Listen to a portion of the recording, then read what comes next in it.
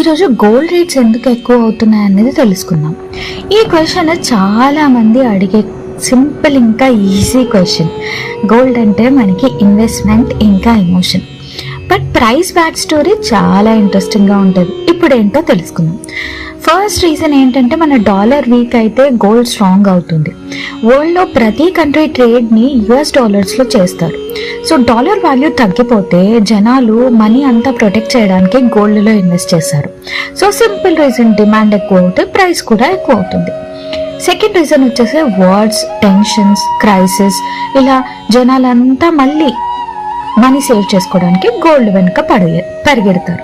So యుద్ధాలు, recession, elections, economy, ఇవి ఏది టెన్షన్లో ఉన్నా సేఫ్ ప్లేస్గా ఫీల్ అయ్యేది ఏంటి అంటే అందరూ గోల్డ్ మీద ఫీల్ అవుతారు. సో బై ఎక్కువ చేస్తారు కాబట్టి ప్రైస్ ఎక్కువ అయిపోతుంది. Third reason, demand.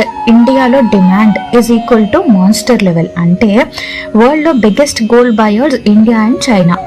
Marriages, festival, savings, మనం గోల్డ్ని ఎలా అంటే అలా కొనేస్తూ ఉంటాం.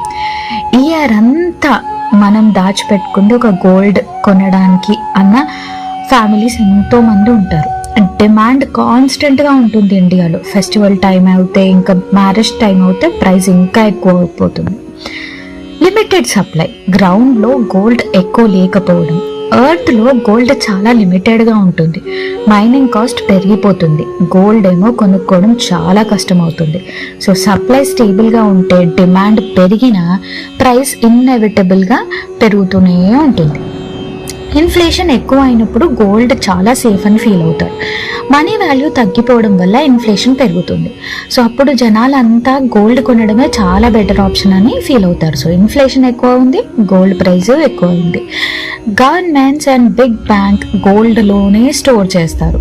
కంట్రీస్ కూడా రిజర్వ్గా గోల్డ్ కొంటున్నాయి. ఇండియా ఆర్బీఐ కూడా లాస్ట్ ఇయర్లో టన్స్ ఆఫ్ గోల్డ్ కొన్నది. ఇవి కూడా మార్కెట్లో ప్రైస్ ఇంక్రీజ్ అవ్వడానికి ఒక రీజనే.